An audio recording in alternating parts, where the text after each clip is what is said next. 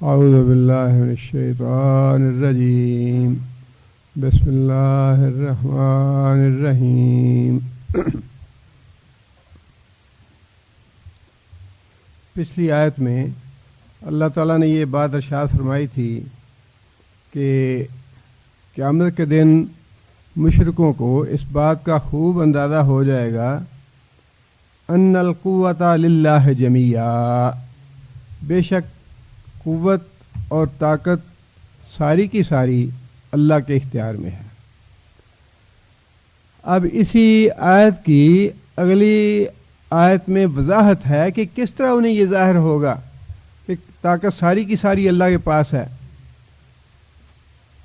اس کا اللہ تعالیٰ نے ایک نقشہ ہمارے سامنے رکھا ہے۔ یہاں سے انسان جب قبر میں جاتا ہے ذاتی طور پہ تو اسے بڑی باتوں کا اندازہ ہو جاتا ہے اور علم ہو جاتا ہے کہ دنیا میں جو ہمارے عقائد اور اعمال تھے وہ کیسے تھے، ٹھیک تھے یا غلط تھے۔ لیکن قیامت وہاں چونکہ ہر انسان الگ الگ اس کا احساس کرتا ہے، یا اپنے طور پہ انسان کو اس بات کا احساس ہوتا ہے، لیکن جب انسان قیامت کے دن قبر سے اٹھ کے حشر میں پہنچے گا تو وہاں جو معاملات ہوں گے وہ ساری مخلوق کی آنکھوں کے سامنے ہوں گے۔ سارے لوگوں کے معاملات ساری مخلوق کے سامنے ہوں گے۔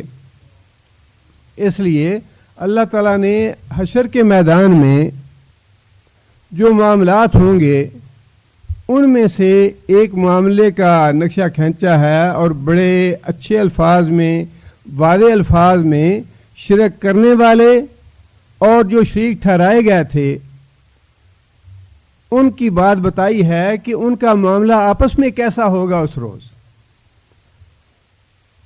یہ آیت کے اعتبار سے تھوڑا سا توجہ طلب مسئلہ ہے، مسئلے کے اعتبار سے زیادہ توجہ کی ضرورت نہیں، بڑا موٹا سا مسئلہ ہے، بڑی جلدی سمجھ میں آ جانے والا ہے، لیکن آیت کے ترجمے کے اعتبار سے تھوڑی سی محنت کرنی پڑتی ہے یا تھوڑی توجہ دینی پڑتی ہے۔ الفاظ یہ ہیں اللہ تعالیٰ کے، اذ تبرأ الذین، برات کا معنی کیا ہوتا ہے؟ جی بیزاری، بیزار ہو جانا یا الگ، فلاں آدمی کو بری کر دیا، کیا مطلب؟ مقدمے سے الگ کر دیا، چھوڑ دیا، الگ کر دینا یا بیزاری کا اظہار کرنا، یہ ہے اس کا معنی۔ استبرأ الذین، یہ وہی بری کا والا لفظ ہے، تبرأ الذین، برات کا اظہار کریں گے، بیزاری کا اظہار کریں گے، کون؟ الذین، وہ لوگ، توبعوا، تابع کا معنی پیروی کرنا اور توبہ کا معنی پیروی کیا گیا۔ رسول اللہ صلی اللہ علیہ وسلم کیا ہے؟ توبہ، جن کی پیروی کی گئی، اور جو ان کے پیروکار ہیں وہ تابع یا تابعو، وہ تابع یا تابعو، اور جو نبی صلی اللہ علیہ وسلم ہیں وہ توبہ، اتباع کیے گئے۔ جو رہنما ہے، لیڈر ہے یا پیغمبر ہے یا کوئی عالم ہے جس کے پیچھے لوگ چلیں، اس کے لیے لفظ استعمال ہوگا توبہ پیش کے ساتھ، اور جو پیچھے لگنے والے ہیں ان کے لیے لفظ کیا استعمال ہوگا؟ تابع۔ یہ ذرا ذہن میں رکھیے، مسئلہ حل ہو جائے گا یا جلدی سمجھ میں آ جائے گا۔ اب آپ اس کا ترجمہ پہلے سمجھیں۔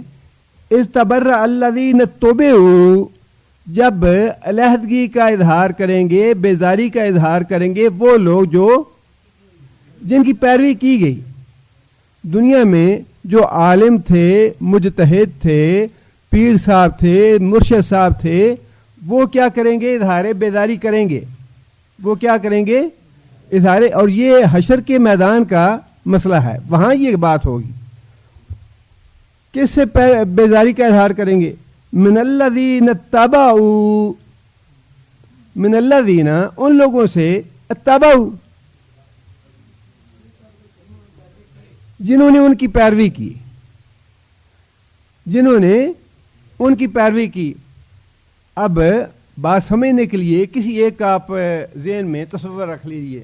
مثال کے طور پہ عبد القادر جیلانی ہیں, وہ ہیں توبیہ, پیروی کیے گئے, ان کے نام کی نظر نیاز دینا, ان کے نام کی 11ویں دینا, ان کے باتیں تو ان کے نہیں مانتے, وہ تو حنبلی تھے, رفع دین کرتے تھے, آمین کہتے تھے, سورہ فاتحہ. عراق میں سارا جامعہ جو ہے امام ابو حنیفہ کوفہ کی, اتنی اونچی اس میں آمین ہوتی ہے. امام ابو حنیفہ کی مسجد میں, جامعہ امام ابو حنیفہ ہے, وہاں پہ علماء سبحان اللہ ظاہر کہتے ہیں کہ میں وہاں پہ گیا, ہمارا وفد تھا, اور ساتھ ایک دوسرے صاحب تھے جو آمین نہ کہنے والے.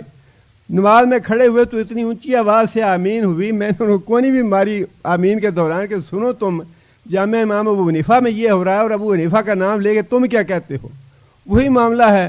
عبد القادر جیلانی رحمۃ اللہ علیہ پکے موحد تھے, پکے موحد, اور متبع سنت تھے, ساری سنتوں پہ مکمل عمل کرنے والے. مسلکن حنبلی تھے, جو ان لوگوں کا مسلک ہے, جو یہاں پہ علماء کا عقیدہ ہے یا مسلک ہے, وہی ساری باتیں عبد القادر جیلانی رحمۃ اللہ علیہ کا مسلک تھا, یا اس پہ عمل کرتے تھے. لیکن جو اپنے آپ کو قادری کہتے ہیں, وہ ان کے مسلک کی بات نہیں کرتے, نسبت کی بات کرتے ہیں. وہ کہتے ہیں تصوف میں ہماری نسبت جو ہے وہ عبد القادر جیلانی کے ساتھ ہے, عقیدے میں ہم چشتی یا سہروردی یا دوسری طرف ہیں, عقیدہ ہمارا اور ہے, لیکن نسبت جو ہے تصوف کی وہ عبد القادر جیلانی کے ساتھ ہے. عجیب لوگوں کو بیوقوف بنایا ہوا ہے. ایک آدمی کے ساتھ تمہاری محبت ہے, عقیدت ہے, عقیدت کا مطلب تو یہ ہوتا ہے کہ آدمی اس کے پیچھے چلے, اس کی بات مانے. بہرحال بات سمجھنے کے لیے آپ یہ سمجھ لیجئے کہ توبہ کا لفظ جو ہے وہ استعمال ہوگا پیر و مرشد کے لیے, اور جو ان کے مرید ہیں ان کے لیے تابع. اب اللہ فرماتے ہیں کہ جب میدان حشر میں یہ لوگ آمنے سامنے ہوں گے, ظاہر ہے وہاں تو سارے اکٹھے ہوں گے جن کو اللہ کا شریک ٹھہرایا گیا ہے, مشکل کشا بنایا گیا ہے, حاجت روا کہتے ہیں, جن کے نام کی قربانیاں دیتے ہیں, نظر نیاز دیتے ہیں, وہ بھی ہوں گے.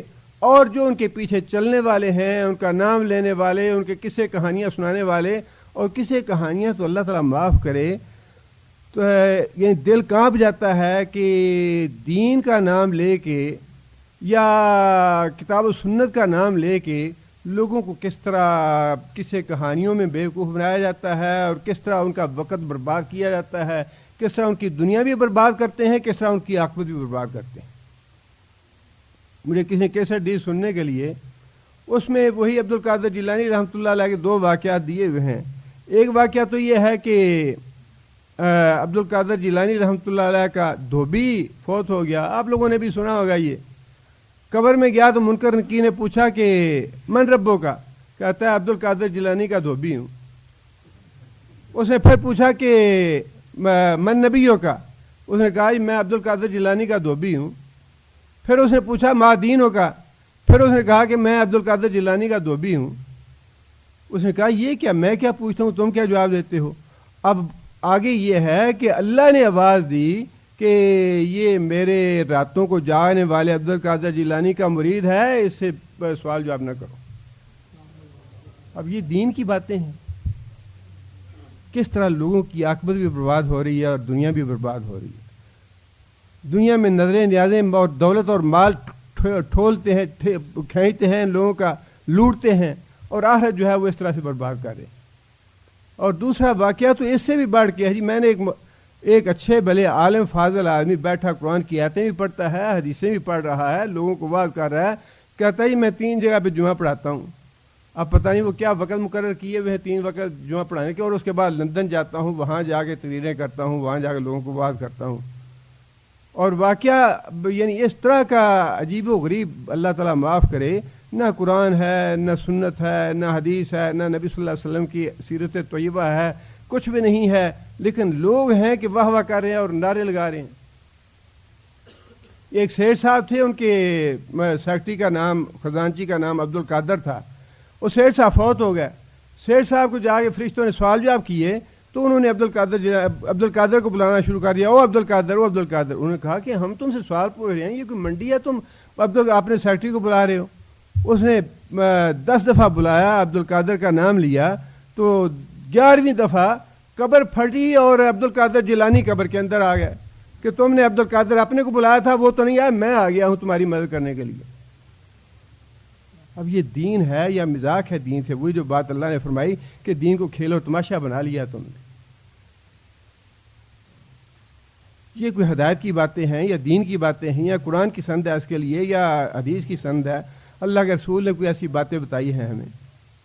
لیکن وہی بات اللہ تعالیٰ نے فرمائی کہ ہم ان کو اکٹھا کر دیں گے سب کو، یہ دھوبی ووبی اور جتنے بھی ہیں یا ان کے پیچھے چلنے والے سیٹھ ہیں یا جو کچھ بھی ہے، اللہ فرماتے ہیں کہ قیامت کے دن جن کو توبے ہو، جن کی پیروی کی گئی، وہ بھی سامنے لے آئے جائیں گے حشر کے میدان میں، اور تابع جن لوگوں نے پیروی کی، پیچھے چلے ان کو بھی سامنے لے آیا جائے گا۔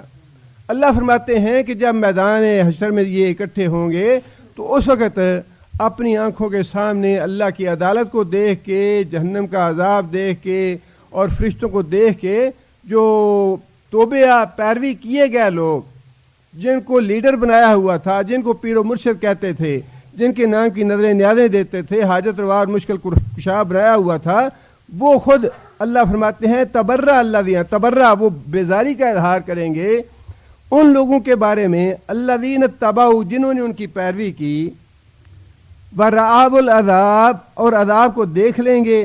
آگے اللہ فرماتے ہیں وَتَقَطَّعَتْ بِهُمُ الْأَسْبَابُ، تقطعت، قطع کا معنی کاٹ دینا، ٹوٹ جانا، وَتَقَطَّعَتْ اور ٹوٹ جائیں گے، بہم ان سب کے، کن سب کے؟ پیروکاروں کی اور مرشدوں کے کیا ٹوٹ جائیں گے؟ اسباب، تعلقات، ان کے جو آپس میں باہمی تعلقات ہوں گے نا، جی ہمارے ہاتھ میں ہاتھ دے دو، ہماری بیعت کر لو، ہمارے نظریں نیازیں دے دو، ہم تمہیں بخشوائیں گے، ہم تمہاری شفاعت کریں گے۔ فرمایا کہ وہ جتنے بھی ان کے تعلقات اور معاہدے ہوں گے، وعدے وعید ہوں گے، جتنے بھی ان کے دعوے ہوں گے، وہ سارے کے سارے تقطعت، وہ ٹوٹ جائیں گے، وہ عقل ٹکانے آ جائے گی، آنکھوں سے پٹی اتر جائے گی کہ یہاں تو کوئی کسی کا سہارا بننے والا نہیں، کوئی کسی کا ہاتھ پکڑنے والا نہیں، یہاں تو کوئی کسی کو بخشوانے والا نہیں ہے، ہم کس دھوکے میں مبتلا تھے۔ وَتَقَطَّعَتْ بِهُمُ الْأَسْبَابُ، اور مرشدوں کے اور مریدوں کے آپس کے جو باہمی دنیا والے تعلقات تھے وہ قطع ہو جائیں گے۔ یوم یصدر الناس اشتاتا، اکیلے اکیلے آؤ گے، نہ پیر ساتھ ہوگا، نہ مرید ساتھ ہوگا، نہ پارٹی ساتھ ہوگی، نہ اس کے پیروکار ساتھ ہوں گے، نہ مولوی صاحب ہوں گے، نہ مقتدی صاحب ہوں گے، کوئی کسی کے ساتھ نہیں ہوگا، نہ ماں بیٹے کے ساتھ ہوگی، نہ بیٹا ماں کے ساتھ ہوگا، نہ باپ بیٹے کے ساتھ ہوگا، نہ بیٹا باپ کے ساتھ ہوگا۔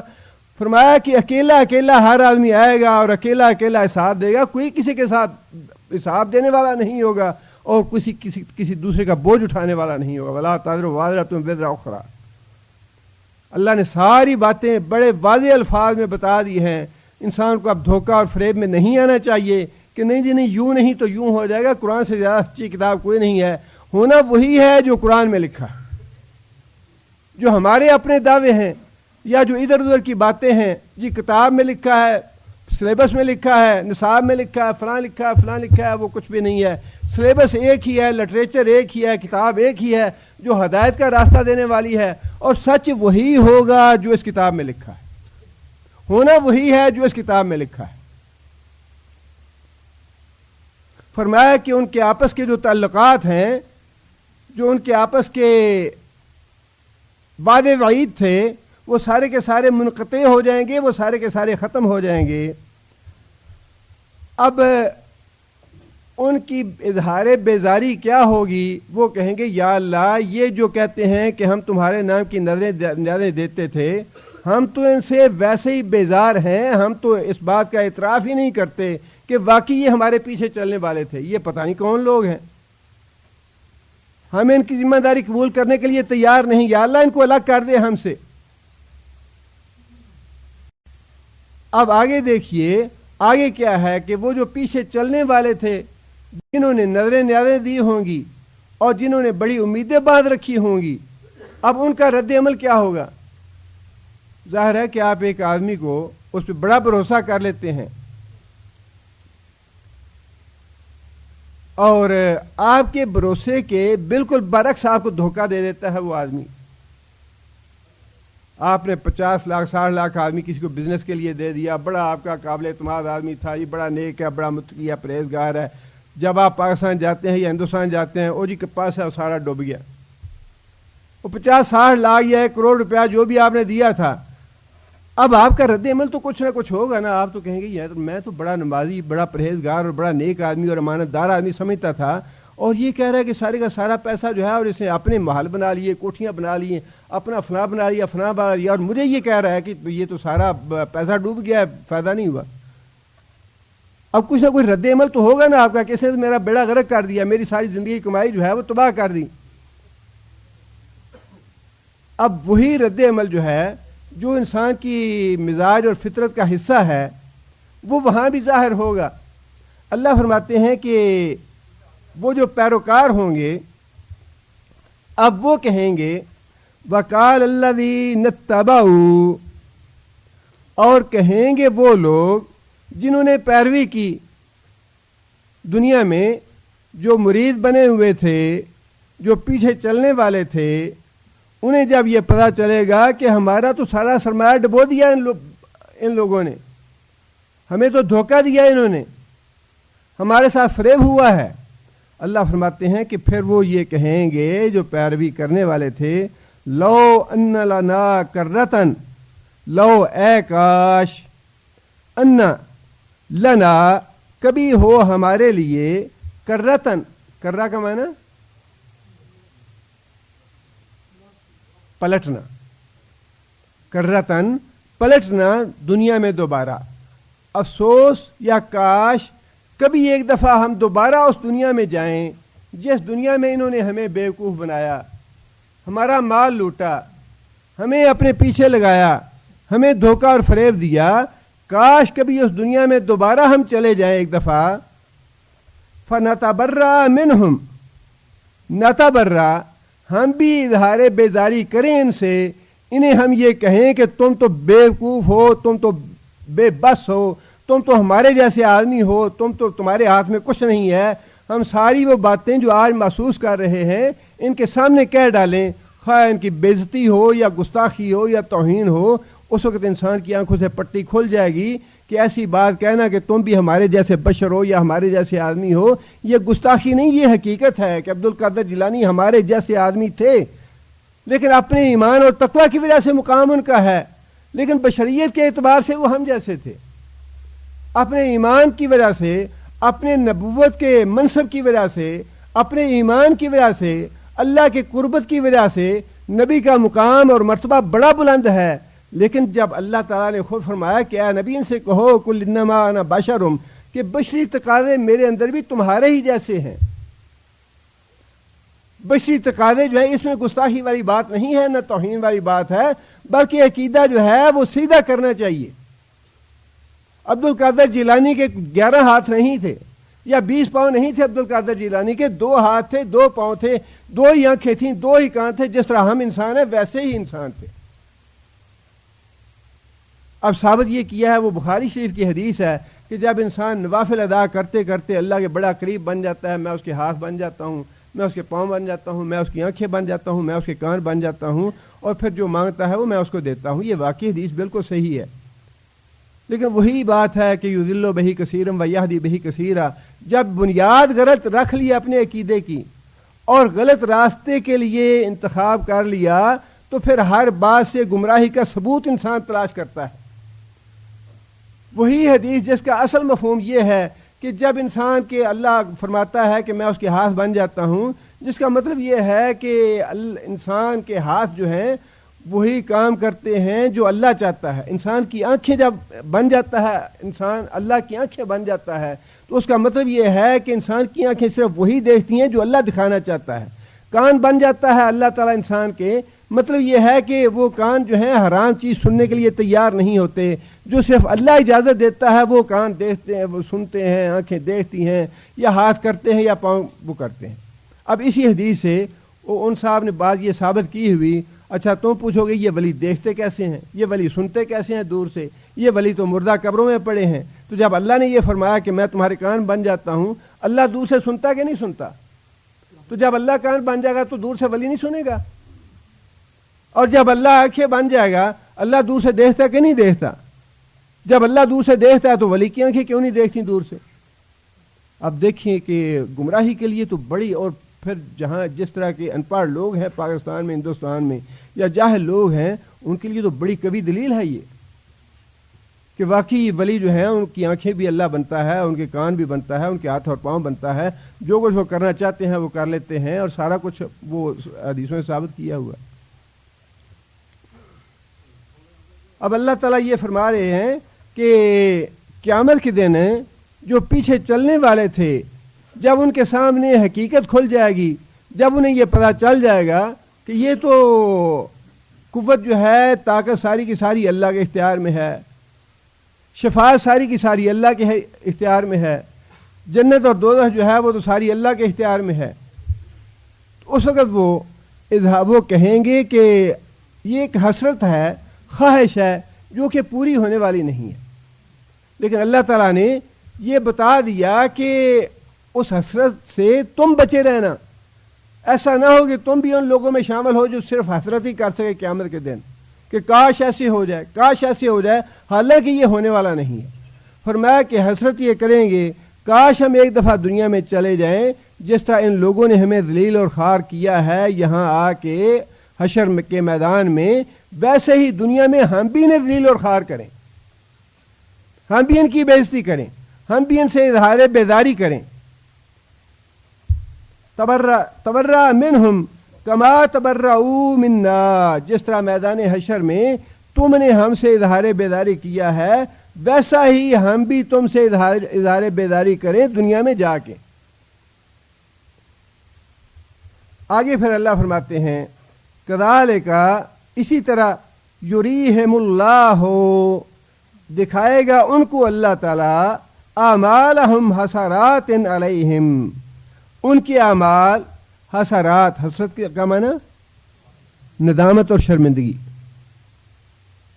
حسرت کا معنی ندامت اور شرمندگی، کہ ان کے اعمال جو تھے، ان کا عقیدہ جو تھا، اللہ تعالیٰ قیامت کے دن ان کو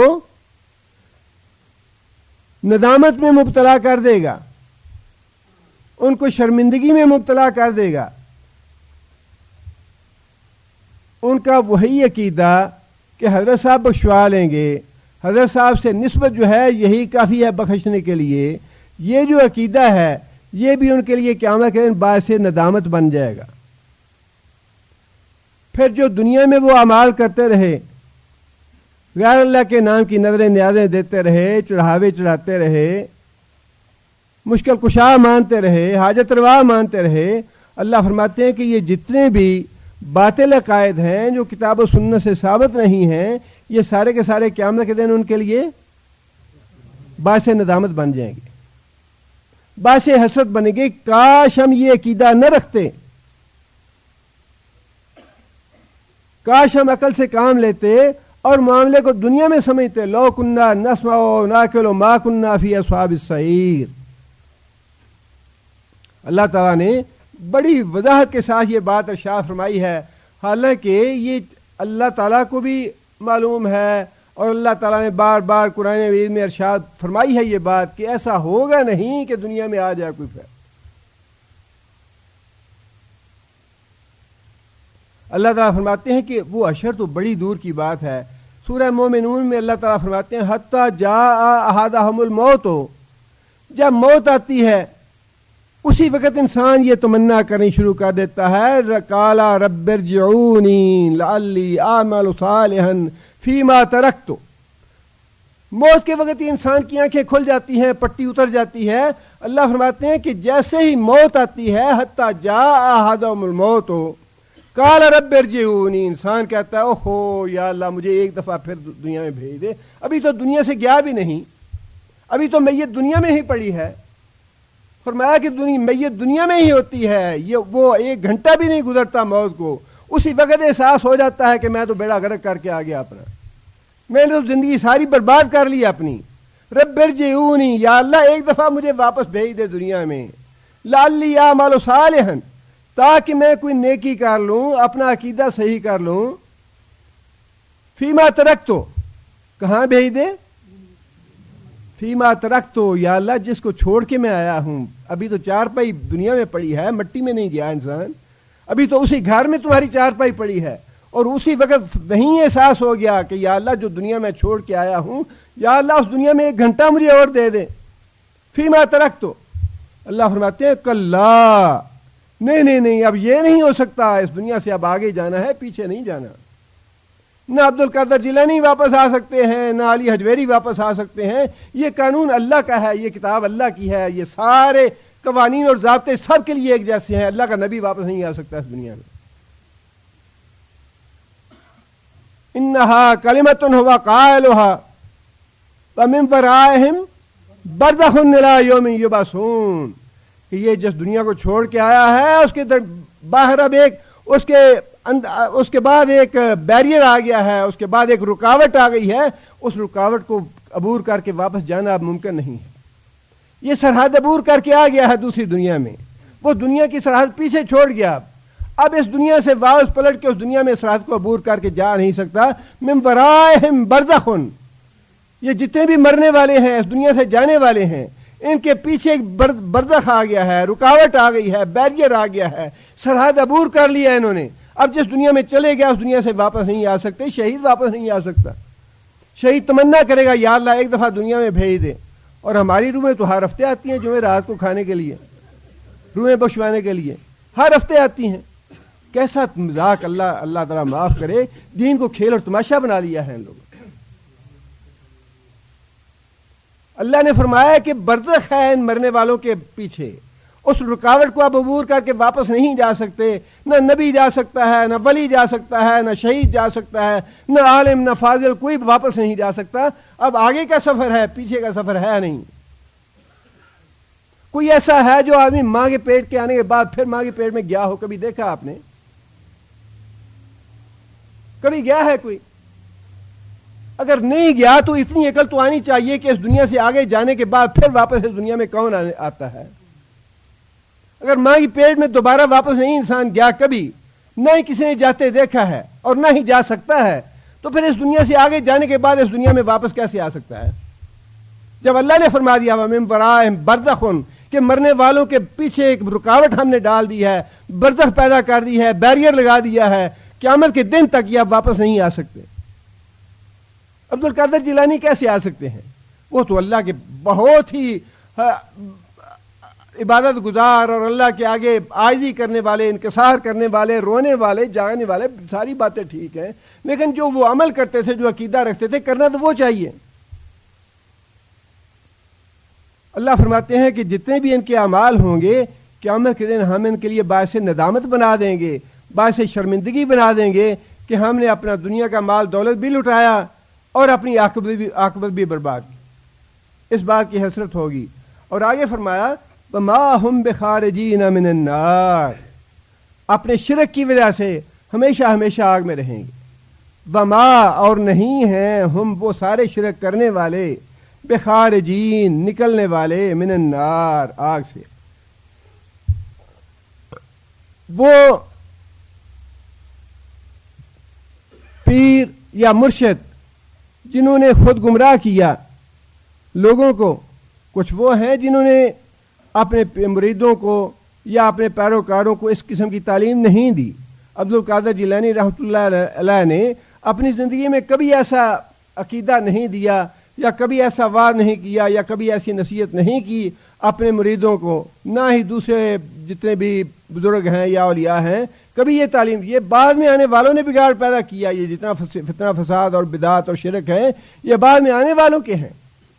लेकिन कुछ लोग ऐसे भी बदनसीब हैं, मुरीद, पीर और ऐसे, जो आगे बैते वैते करते हैं, दुनिया का माल भी लूटते हैं और अपने सामने सजदा भी करवाते हैं और उनको मना नहीं करते। अल्लाह ने उनके बारे में फरमाया कि वो भी अपने मुरीदों के साथ जन्नत में जाएंगे। वमा हम बिखारिजीन मिनन नार, और नहीं है वो निकलने वाले इस आग से, हमेशा हमेशा आग में रहेंगे। मुशरिक के लिए हमेशा की आग है, हमेशा की जहन्नम है। अब इससे ज्यादा वादे खुला अकीदा जो है वो कौन बयान करेगा या कहां से मिलेगा? अल्लाह ने तो आने वाले हालात की भी नक्शा कशी फरमा दी कि जब हशर में तुम आओगे तो ये बातें होने वाली हैं, ये लड़ाई झगड़ा होने वाला है तुम्हारा। آگے اللہ فرماتے ہیں یا ایھا الناس کلوا مما فی الارض حلالا طیبا. عقیدہ توحید کے بعد جس بات کو سب سے زیادہ اہمیت دی گئی وہ عقل حلال ہے. عقل حلال نہ ہو تو عبادت بھی قبول نہیں ہے, دعائیں بھی قبول نہیں ہیں. اس لیے عقیدہ توحید کے بعد جس چیز کو اللہ تعالیٰ نے واضح فرمانے کی ضرورت محسوس فرمائی وہ حلال و حرام کے مسائل ہیں, حلال و حرام کی باتیں ہیں. مشرکوں کا عقیدہ یہ تھا کہ وہ اپنے جانوروں کو اپنے بزرگوں کے نام پہ یا بتوں کے نام پہ ان کا تقرب اور قربت حاصل کرنے کے لیے آزاد چھوڑ دیتے تھے کہ یہ نہ جانور جو ہے یہ حبل کے نام کا ہے, یہ عزا کے نام کا ہے, یہ فلاں کے نام کا ہے. پھر اسے کوئی فائدہ نہیں اٹھاتے تھے, آزاد چھوڑ دیتے تھے اسے. اللہ تعالیٰ نے اس کے بارے میں یہ بات ارشاد فرمائی یا ایھا الناس ہو, اے لوگو, کلو کھاؤ, مما اس چیز سے, فی الارض جو زمین میں ہے, حلالا طیبا, حلالا طیبا, حلال اور پاکیزہ چیزیں کھاؤ. دو باتیں اللہ نے فرمائی ہیں, ایک حلال کی اور ایک پاکیزہ کی. حلال کیا ہے؟ پانی جو ہے صاف ستھرا وہ حلال ہے, لیکن اگر اس میں ایک قطرہ پیشاب کا پڑ جائے تو وہ حرام ہو گیا. لیکن دیکھنے میں تو صاف ستھرا ہے, یہ ناپاک نہیں ہے, گندا نہیں ہے, غلیظ تو نہیں ہوا. وہ ایک قطرہ پیشاب کا پڑنے سے غلیظ تو نہیں ہوا, آپ اس کو گندا نہیں کہہ سکتے, ہے تو وہ صاف ستھرا, لیکن وہ ناپاک ہے, حرام ہو گیا ہے. اسی طرح پانی ویسے پاک ہے لیکن اس کا رنگ بدل گیا ہے, بو آ رہی ہے اس سے. اب یہ پانی ہے تو حلال لیکن یہ طیب نہیں ہے. پانی جو ہے کھڑا ہے اور اس میں ویسے وہ پاک ہے, کوئی پلیتی والی چیز نہیں ہے اس میں, لیکن اس کی بو آ رہی ہے اس سے, یا اس کا رنگ بدل گیا ہے, اس کا ذائقہ ٹھیک نہیں ہے, تو یہ طیب نہیں ہے. اللہ نے فرمایا کہ صاف ستھری چیزیں کھاؤ اور حلال کھاؤ. دونوں باتیں ہیں, صاف ستھری بھی ہونی چاہیے, کوئی ایسی نہ ہو جیسے انفیکشن ہو جائے یا بیماری پیدا ہو جائے, متعفن ہو چیز یا سڑی ہوئی چیز ہو یا بیماری پیدا کرنے والی چیز, خواہ حلال ہی کیوں نہ ہو, لیکن ایسی چیز جو صاف ستھری نہ ہو وہ نہ کھاؤ, اور حلال بھی ہو حرام نہ ہو. دونوں چیزوں کا اللہ نے حکم دیا. آگے فرمایا وَلَا تَتَّبِعُوا خُطُوَاتِ الشَّيْطَانِ, وَلَا تَتَّبِعُوا, اور نہ پیچھے چلو اور نہ پیروی کرو, خطوات الشیطان, شیطان کے قدموں کی, شیطان کے راستے کی. حلال کھانے کا حکم دینے کے بعد شیطان کے قدموں پہ, شیطان کے راستے پہ نہ چلنے کا مطلب کیا ہے؟ شیطان کیا کھلانا چاہتا ہے؟ حرام. شیطان کیا کھلانا چاہتا ہے؟ حرام. اور اللہ کیا کھلانا چاہتا ہے؟ حلال. وہ بات اللہ نے واضح فرما دی یوں کر کے, حرام کھاؤ گے تو شیطان کے پیچھے چلو گے. رشوت کا پیسہ لیا آپ نے یا کسی نے بھی, اللہ نہ کرے, 10,000 20,000 50,000 رشوت کا پیسہ ہے. اب وہ دیکھنے کو تو صاف ستھرا ہے, ٹھیک ٹھاک ہے, نوٹ ہیں بڑے فرسٹ کلاس بینک سے نکلے ہوئے, صاف ستھرے ہیں, لیکن اس کے باوجود حرام ہیں, یہ حلال نہیں ہے, طیب جائز نہیں ہے. اسی طرح رشوت ہے, بذات خود وہ پیسے گندے نہیں ہیں, صاف ستھرے ہیں, لیکن وہ حرام ہیں. اب شیطان جو ہے وہ یہ چاہتا ہے کہ تم کو حرام چیزیں کھلائے, اور حرام چیزوں کے لیے تمہیں وہ دلائل بھی مہیا کر دیتا ہے. حرام کھانے کے لیے خوبصورت دلائل بھی مہیا کر دیتا ہے شیطان. اللہ نے فرمایا کہ حرام کھا کے شیطان کے پیچھے نہ چلنا, بلکہ حلال کھاؤ جس کا حکم میں نے تمہیں دیا, صاف ستھری چیزیں کھاؤ. انہ لکم عدو مبین, اس لیے کہ شیطان جو ہے تمہارا کھلا دشمن ہے. شیطان تمہارا کھلا دشمن ہے, وہ ہر طریقے سے کوشش کرتا ہے کہ اس کو حرام میں مبتلا کروں میں. فرمایا کہ تمہارے مال میں تمہیں حرام کھلائے گا, تمہارے عقائد میں حرام چیزیں شامل کرے گا، تمہارے اعمال میں حرام چیزیں شامل کرے گا، تمہاری اولاد میں حرام چیزیں شامل کرے گا، تمہارے گھر بار میں حرام کام کی ترغیب دلائے گا تمہیں. فرمایا کہ شیطان کے پیچھے لگ کے حرام کاموں میں نہ پڑنا، حرام مال نہ کھانا، اس لیے کہ وہ تمہارا کھلا دشمن ہے، اور کھلا دشمن یہ چاہتا ہے جہاں میں جاؤں ان کو ساتھ لے کے جاؤں. آگے اللہ فرماتے ہیں وَإِذَا قِيلَ لَهُمُ اتَّبِعُوا. اب یہ ساری چیزیں جو ہیں اللہ تعالیٰ نے مختلف انداز میں پہلے بھی بتائیں کہ اہل کتاب کی یہ عادات تھی، ان کے یہ غلط عقائد. اور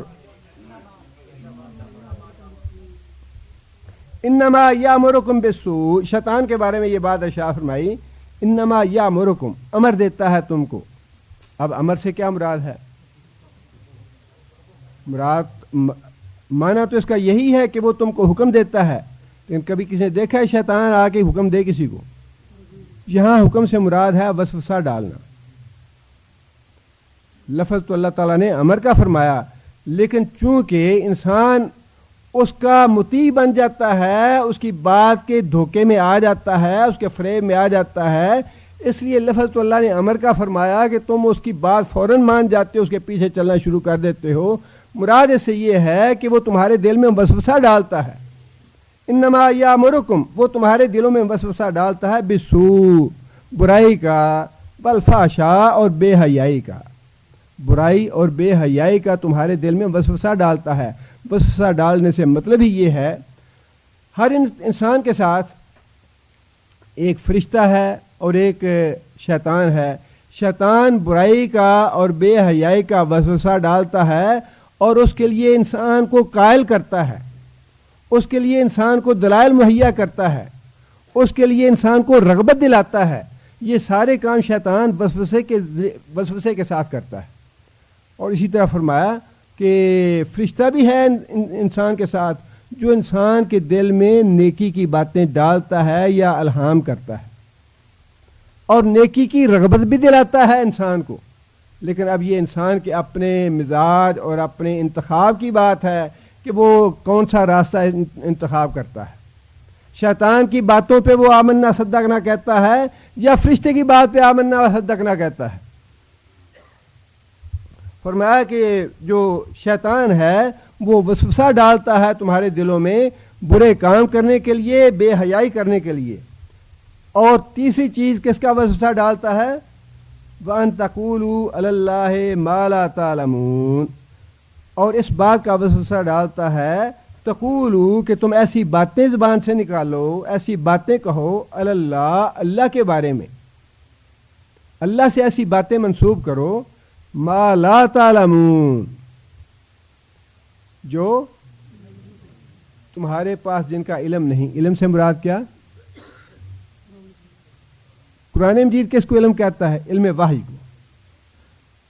علم وحی کے ذریعے تمہارے پاس وہ باتیں نہیں آئیں، لیکن اس کے باوجود تم اللہ کے نام منسوب کرتے ہو. جی اللہ نے یہ فرمایا، جیسے میں نے ابھی آپ کو بتایا کہ عبد القادر جیلانی کے بارے میں انہوں نے کہا جی اچھا یہ اللہ کی طرف سے یہ حکم ہوا کہ یہ جو دھوبی ہے یہ میرے جانے والے عبادت گزار عبد القادر جیلانی کا دھوبی ہے، اس کو معاف کر دو.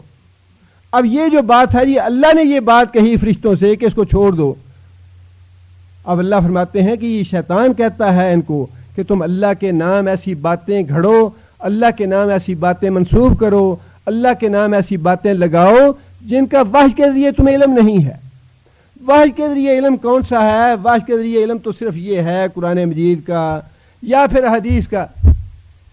اب ان دونوں چیزوں میں جو بات ہمیں نہیں ملتی اور کتابوں میں، لٹریچر میں، ادھر ادھر کی باتوں میں ہم پڑھتے ہیں جی اللہ نے یہ بات فرمائی، اللہ نے یوں کہا، نبی صلی اللہ علیہ وسلم نے یہ بات فرمائی، وہ ساری کی ساری وہی ہیں جن کے بارے میں اللہ فرماتے ہیں کہ شیطان ان کے دلوں میں وسوسے ڈالتا ہے کہ یہ باتیں تم اللہ کے نام پہ منسوب کرو.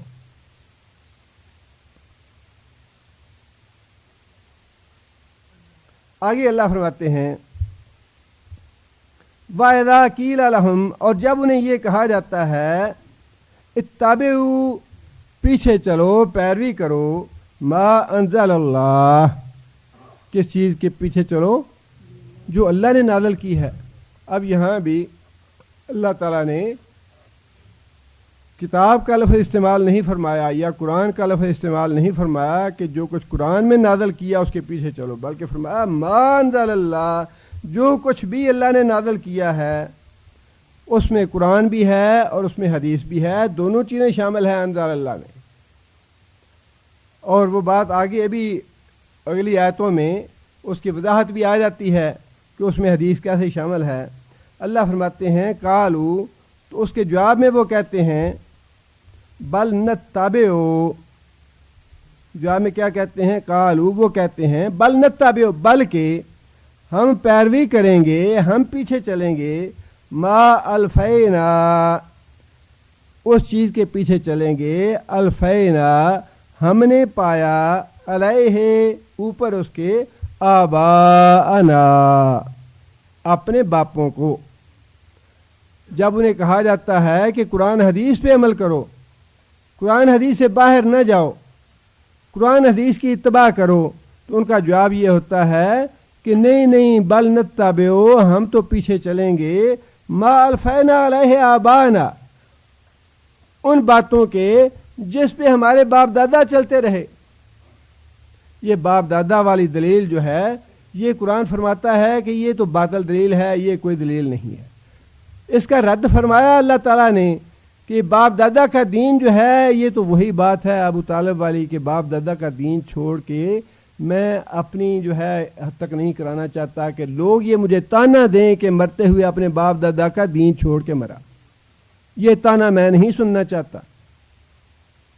اب وہی باپ دادا والی بات جو ہے وہاں بھی تھی اور ہر زمانے میں رہی ہے اور آگے بھی یہ رہے گی۔ باپ دادا کے دین کو آگے اللہ تعالیٰ نے وضاحت بھی فرما دی کہ کن معنوں میں یا کیوں یہ بری بات ہے۔ اللہ تعالیٰ نے اس کی وضاحت یہ فرمائی ہے، اولو کان آباؤہم، خواہ ہوں ان کے آباء و اجداد، لا یاکلون شیئا، کچھ بھی عقل نہ کرنے والے، ولا یہتدون، اور نہ ہی ہدایت والے، خواہ ان کے باپ دادا جو ہیں وہ کچھ بھی عقل نہ رکھتے ہوں اور کچھ بھی ہدایت والے نہ ہوں، تب بھی وہ اپنے باپ دادا کے پیچھے چلیں گے۔ مطلب یہ ہے کہ انسان کو ہدایت کا راستہ منتخب کرنا چاہیے اور اس کی تلاش کرنی چاہیے، اس کے لیے تجسس کرنا چاہیے، اس کے لیے محنت اور مشقت کرنی چاہیے، اور پھر اپنی عقل جو ہے، دونوں چیزیں اللہ نے فرمائی ہیں کہ عقل سے بھی کام لو اور ہدایت کو تلاش کرو کہ ہدایت کہاں پہ ہے، سیدھا راستہ کون سا ہے۔ یہ دونوں چیزیں اللہ نے فرمائی، اور فرمایا کہ اگر ان کے جو باپ ہیں، باپ دادا جو ہیں، نہ انہوں نے عقل سے کام لیا، نہ ہدایت کے راستے پہ چلے، تب بھی یہ اپنے باپ دادا کے پیچھے چلتے رہیں گے۔ اللہ نے تردید تو فرما دی، اس کی مذمت تو فرما دی، لیکن اس کے باوجود لوگ اپنے باپ دادا کے دین کو چھوڑتے نہیں ہیں۔ نہیں جی، باپ دادا یوں کرتے چلے آ رہے ہیں، اور اثر تو ہوتا ہے اس کا، اس میں قطعاً کوئی شک کی بات نہیں ہے کہ اس لیے نبی صلی اللہ علیہ وسلم نے فرمایا کہ کوئی بھی بچہ ایسا نہیں ہے جو دین اسلام پہ پیدا نہ ہو۔ ما من مولود یولد علی الفطرہ، کوئی ایسا بچہ نہیں جو دین اسلام پہ پیدا نہ ہو، عقیدہ توحید پہ پیدا نہ ہو۔ جب بھی بچہ پیدا ہوتا ہے وہ عقیدہ توحید پہ پیدا ہوتا ہے، دین اسلام پہ پیدا ہوتا ہے، لیکن اس کے والدین فرمایا یحودانہ او یمجسانہ او ینصرانہ، یا اس کو عیسائی یا مشرک یا یہودی یا بدھ مت یا ہندو مت یا جو بھی ہے، ماں باپ اس کی تربیت کر کے، اس کو تعلیم دے کے اس کو غلط راستے پہ ڈال دیتے ہیں، اس کو گمراہ کر دیتے ہیں، لیکن جب بچہ پیدا ہوتا ہے تو فرمایا وہ دین اسلام پہ پیدا ہوتا ہے۔ اور یہاں بھی اللہ تعالیٰ نے وہی بات ارشاد فرمائی کہ آنکھیں بند کر کے باپ دادا کا دین قبول نہ کرو۔ جو اس آیت میں جو مطلوب ہے بات وہ یہ ہے کہ آنکھیں بند کر کے باپ دادا کا دین قبول نہ کرو۔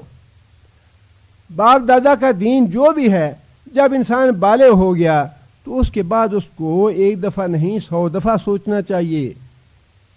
یہ معاملہ جو ہے یہ اتنا ہلکا نہیں ہے یا اتنا معمولی نہیں ہے کہ انسان اس کو ایسے ہی چھوڑ دے کہ ٹھیک ہے باپ دادا سے جو دیکھ لیا وہ کرتے چلے گئے آگے۔ اور صرف باپ دادا کی بات نہیں ہے. جہاں کہیں بھی جائیں آپ, کسی مولوی کے پاس, کسی عالم کے پاس, کہیں بھی آپ کسی جماعت میں, کسی دوسری جگہ پہ, جہاں کہیں بھی جائیں, اپنے عقل کو نہ چھوڑیں, اپنی عقل کو اوپر بٹے نہ ڈال دیں, اپنی عقل سے کام لیں کہ یہ کیا کہہ رہا ہے, کیا اس کی بات ہے, یا کیا اس کا عقیدہ ہے, یا کس بات کی دعوت دے رہا ہے. یہ اللہ اور اللہ کے رسول کی بات کے علاوہ باقی باتیں جو ہیں وہ ساری کی ساری بیکار ہیں. اللہ نے فرمایا کہ ان کو دعوت ہماری یہ ہے, اللہ کی دعوت یہ ہے کہ ایمان لاؤ اس بات پہ ما انزل اللہ, جو اللہ نے نازل کیا ہے. اللہ خیر صلی اللہ. قرآن حدیث سے باہر نکلے نہیں تو گمراہی کھڑی نہیں ہے. ہر طرف گمراہی کے راستے ہیں, بے شمار فتنے ہیں اور بے شمار گمراہیاں ہیں. قرآن حدیث کے انسان اندر رہے, ما انزل اللہ کے اندر رہے, تو انسان کے لیے ہدایت ہی ہدایت اور عافیت ہی عافیت ہے.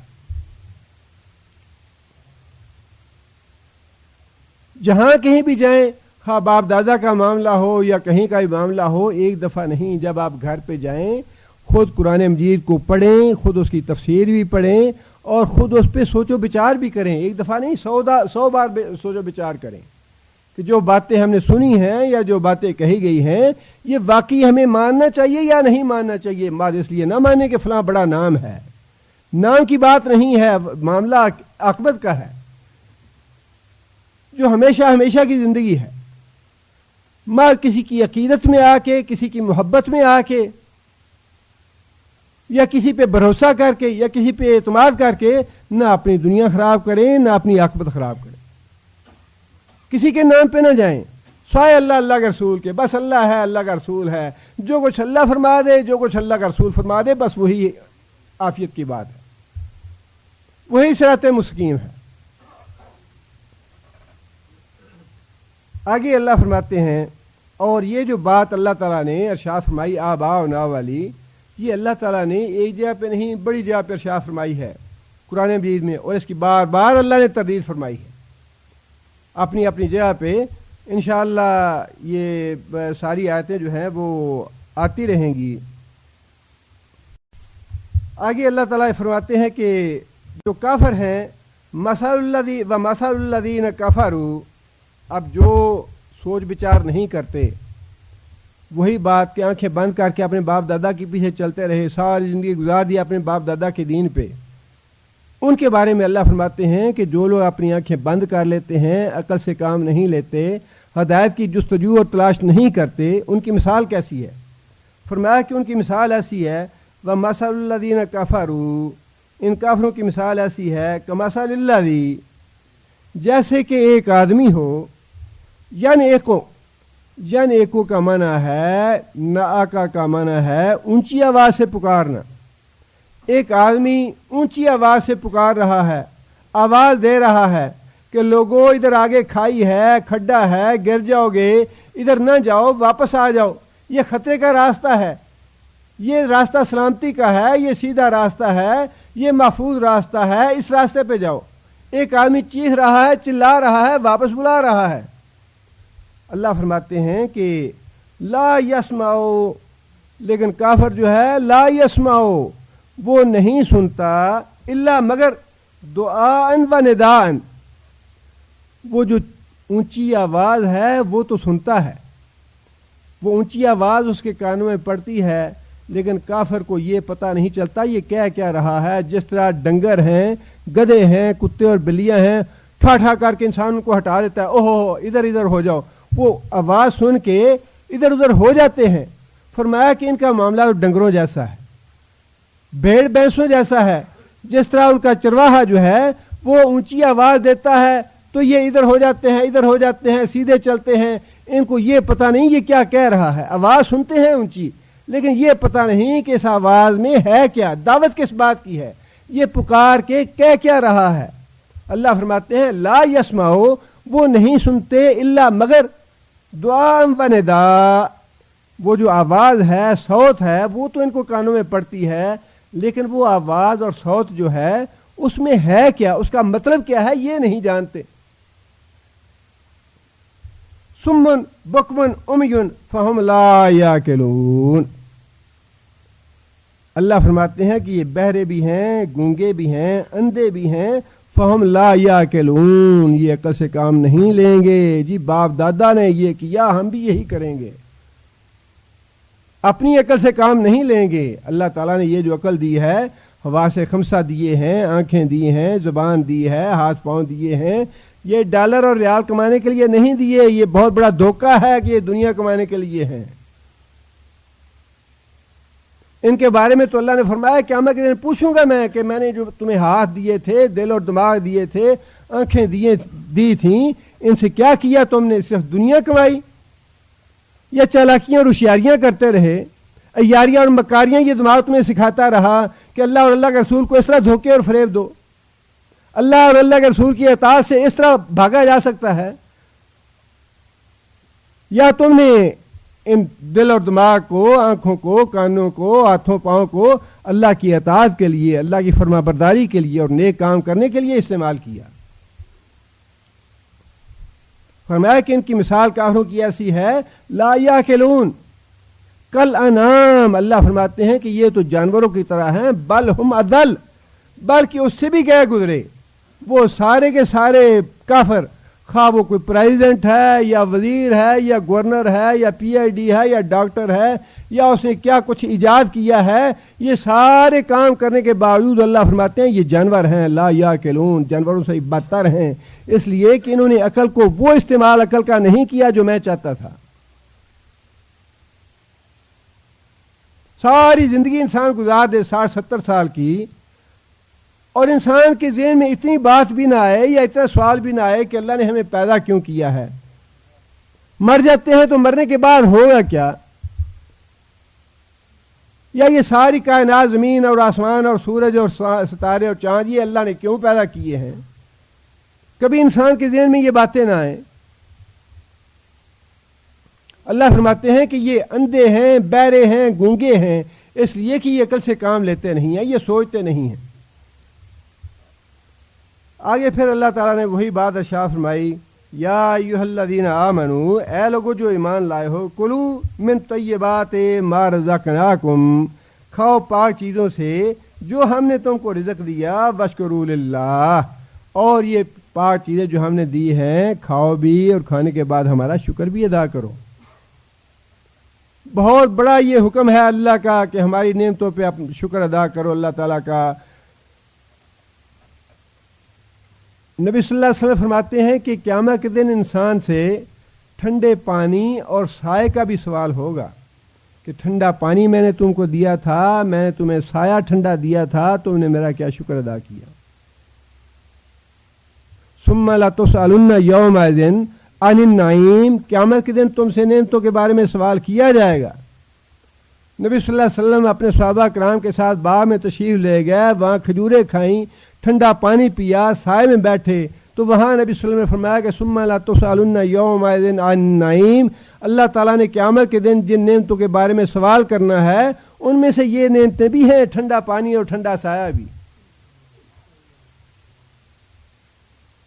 فَبِأَيِّ آلَاءِ رَبِّكُمَا تُكَذِّبَانِ، اتنی نعمتیں ہیں اللہ کی، اتنی نعمتیں ہیں اللہ کی کہ اللہ فرماتے ہیں کس کس نعمت کو تم جھٹلاؤ گے. انسان اللہ کا شکر کرنا چاہے، شکر ادا نہیں کر سکتا. اللہ نے بار بار حکم دیا ہے اور فرمایا کہ الحمدللہ کہنے سے کم از کم زبان کی حد تک شکر ادا ہو جاتا ہے. افضل الشکر الحمدللہ، بہترین شکر ہے، اور اس آدمی سے زیادہ ناشکرا اور نمک حرام تو انسان ہے کوئی نہیں جو زبان سے بھی الحمدللہ نہ کہہ سکے. اللہ کی نعمت پانے کے بعد زبان سے بھی جو الحمدللہ نہ کہہ سکے، اس سے بڑا نہ شکرا، بڑا بد نصیب اور بڑا نمک حرام اور کوئی نہیں. اور پھر انسان کے اعمال کا شکر یہ ہے کہ انسان اللہ اور اللہ کے رسول کی اطاعت اور فرمان برداری کرے. دونوں مطلوب ہیں، زبانی شکر بھی اور عملی شکر بھی مطلوب ہے. انسان عملاً اللہ کی نافرمانی نہ کرے، اللہ کے رسول کی نافرمانی نہ کرے. ان کنتم ایاہ تعبدون، اگر تم واقعی اللہ کی بندگی کرنے والے ہو تو اللہ کا شکر ادا کرو، جس کا مطلب یہ ہے کہ شکر ادا کرنا بھی اللہ کی عبادت ہے. شکر ادا کرنا اللہ کی عبادت ہے. انسان جب الحمدللہ کہتا ہے تو اللہ کی عبادت کرتا ہے. وضو کرنا عبادت ہے, الحمدللہ سبحان اللہ کہنا, دعائیں مانگنا, یہ ساری چیزیں عبادت میں شامل ہیں. آگے پھر اللہ تعالیٰ نے تھوڑی مزید وضاحت فرما دی کہ بعض چیزیں ایسی تھیں جن کو لوگوں نے اپنے طور پہ حرام قرار دے لیا حالانکہ وہ حلال تھیں, اور بعض حرام چیزوں کو حلال کر رکھا تھا. اب اللہ تعالیٰ نے وضاحت سے یہ بات ارشاد فرما دی کہ مسلمانوں کون کون سی چیزیں قطعی طور پہ حرام ہیں. اللہ فرماتے ہیں انما حرم علیکم المیتۃ والدم ولحم الخنزیر وما احل بہ لغیر اللہ.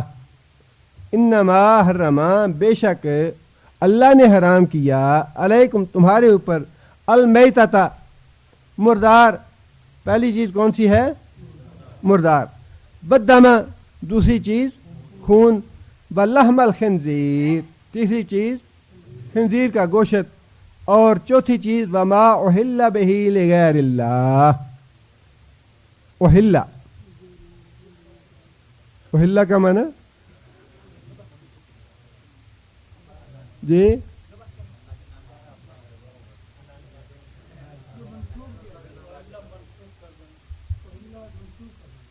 حلال کسے کہتے ہیں جی؟ حلال ایک حلال ہے جیم والی ہا کے ساتھ, ایک حلال ہے لاہور والی ہا کے ساتھ. یہ جو حلال ہے یہ تو لاہور والی ہا ہے. اس کا کیا معنی ہے؟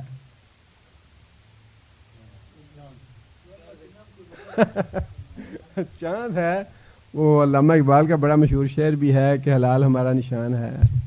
کیا میرے ذہن سے مصرع نکل گیا ہے.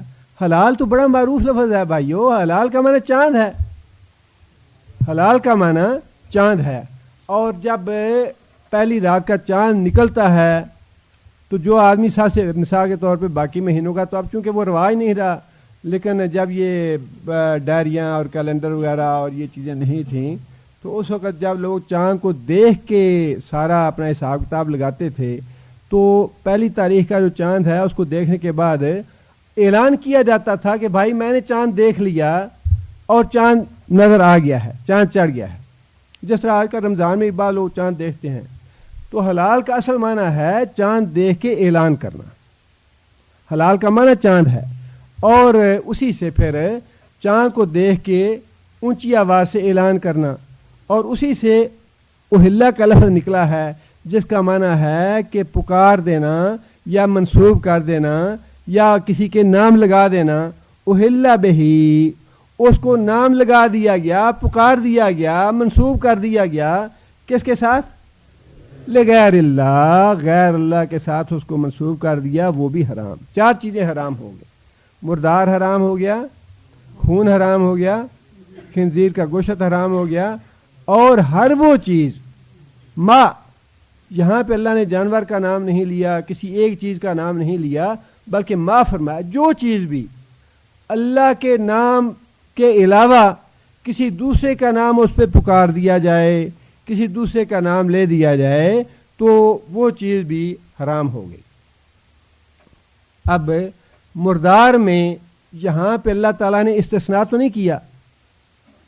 مردار کے معاملے میں قطعی حکم دے دیا کہ سارے کے سارے مردار جو ہیں وہ حرام. مردار سے مراد سمجھتے ہیں آپ کہ وہ چیز جو ذبح کیے بغیر مر جائے, چوٹ سے مر جائے, طبی موت سے مر جائے, گر کے مر جائے, یا کسی اور طریقے سے مر جائے, تو وہ مر گئی ذبح کیے بغیر, اب وہ مردار ہے, وہ حرام ہے, اس کا گوشت کھانا استعمال کرنا جائز نہیں ہے.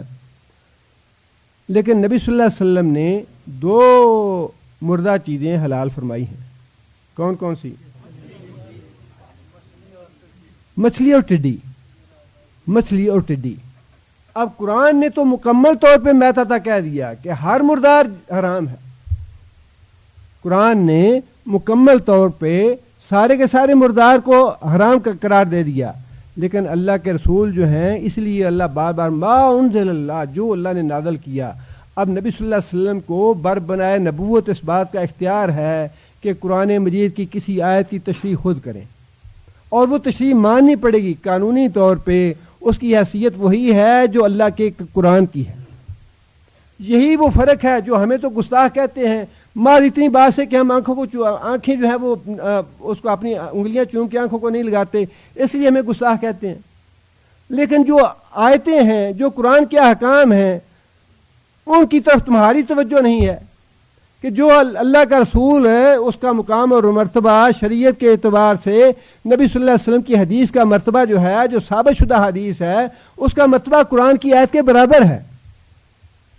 جو بات قرآن نے ارشاد فرمائی, اللہ کے رسول کو اس بات کا پورا اختیار ہے کہ اللہ کا رسول یہ فرما دے کہ ٹھیک ہے قرآن نے تو میتہ سارے کے سارا کہا ہے, میرا یہ اختیار ہے, مجھے اللہ نے اجازت دی ہے اس بات کی کہ میں ان 2 مرداروں کو حلال قرار دے دوں. حالانکہ اللہ تعالیٰ نے حلال اور حرام اللہ کا کام ہے, نبی صلی اللہ علیہ وسلم کا کام بھی نہیں ہے. یا ایھا النبی لما تحرم ما احل اللہ لک, جو چیزیں اللہ نے حلال کی, لما تحرم, تو نے اس کو حرام کیوں کیا. حلال حرام کا اختیار بھی اللہ کے پاس ہے, لیکن نبی صلی اللہ علیہ وسلم جب قرآن مجید کے برعکس کسی چیز کو حلال قرار دیتے ہیں تو اللہ کے حکم سے قرار دیتے ہیں. اللہ کے رسول نے استثناء کر دیا میتہ کا, اور یہیں سے یہ بات پتہ چلتی ہے کہ اللہ تعالیٰ جو بار بار فرماتے ہیں اتبعوا ما انزل اللہ, پیروی کرو ہر اس چیز کی جو اللہ تعالیٰ نے نازل کی اپنے رسول پہ بدریہ وحی. بدریہ وحی اللہ نے یہ بھی فرما دیا کہ سارے کے سارے مردار حرام ہیں, لیکن بدریہ وحی اللہ نے نبی صلی اللہ علیہ وسلم کو فرمایا کہ استثناء ہے, لوگوں کو بتا دو یہ کہ مچھلی بھی تمہارے لیے جائز ہے اور ٹڈی بھی جائز ہے تمہارے لیے. اور اسی طرح آگے فرمایا کہ بددما, اور خون بہتا ہوا. جب جانور ذبح کیا جائے گا تو کچھ خون تو باقی رہ جائے گا اس میں, جانور میں. اب جو خون اس میں باقی رہ گیا یا جم گیا وہ حرام نہیں ہے, بلکہ جو بہہ کے باہر نکل گیا ہے وہ حرام ہے. اب اس بارے میں بھی 2 خون جو ہیں نبی صلی اللہ علیہ وسلم نے جائز قرار دیے ہیں. کون کون سے؟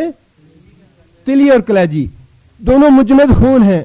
اور اللہ کے رسول کا پورا یہ اختیار ہے, یہی تو معاملہ ہے کہ دین کے معاملے میں اللہ کی بات اور رسول کی بات بالکل برابر ہے. جو اس میں فرق کرے گا وہ کافر ہے, دائرہ اسلام سے خارج ہے. جو اللہ اور اللہ کے رسول کی بات میں فرق کرے گا, یہ ہمارا پکا عقیدہ ہے کہ رسول اللہ صلی اللہ علیہ وسلم کی بات دین کے معاملے میں ما ینطق عن الہوا, جو فتویٰ اللہ کے رسول نے دے دیا, اللہ کے رسول سے یہ پوچھا نہیں جائے گا کہ اس کی دلیل کیا ہے.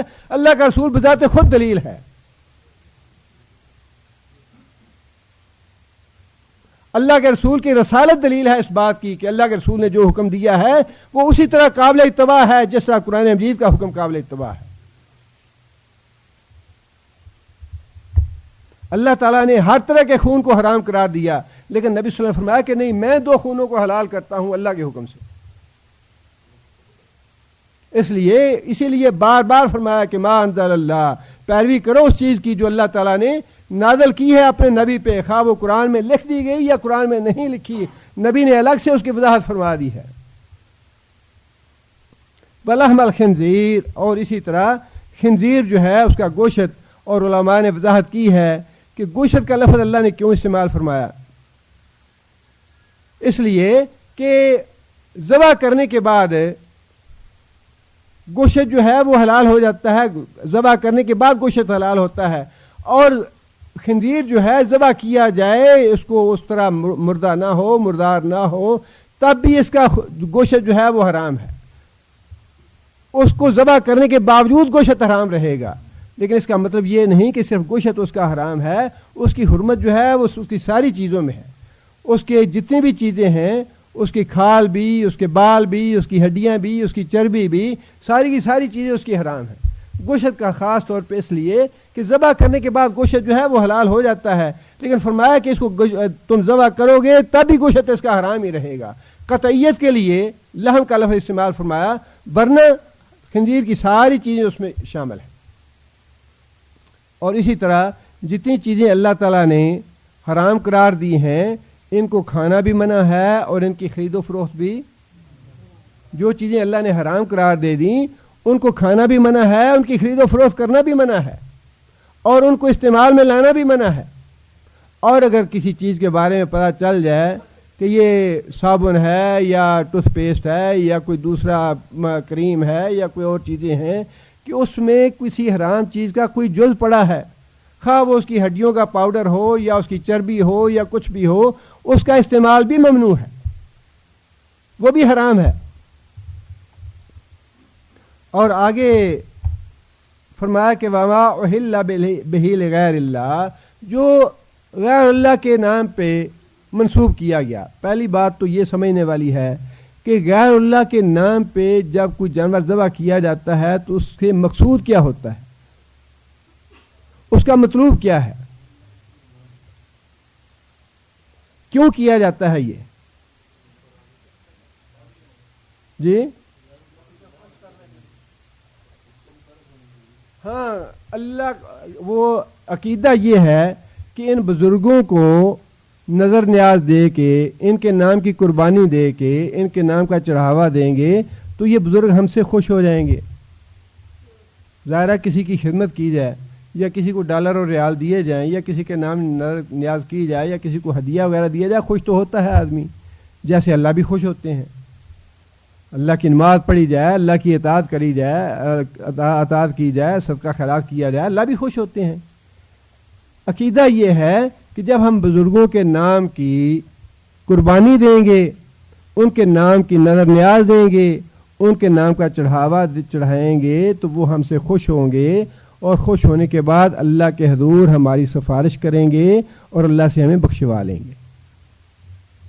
یہ ہے مطلوب غیر اللہ کے نام پہ جانور ذبح کرنے کا. اللہ کا تقرب حاصل کرنے کے لیے یہ سارے کام کیے جاتے ہیں، نظر نیاز کے اور چڑھاوے کے اور قربانیوں کے. اس کی مختلف جو صورتیں ہیں وہ علماء نے واضح کی ہیں.